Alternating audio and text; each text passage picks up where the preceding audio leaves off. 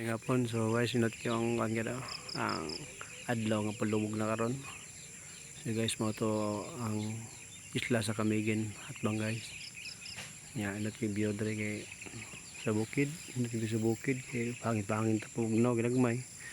Para sa stress kamay kay napikan na follow up og mga OD client, no. So nakapit ka dali kay nakandot alat ta ginot nga view.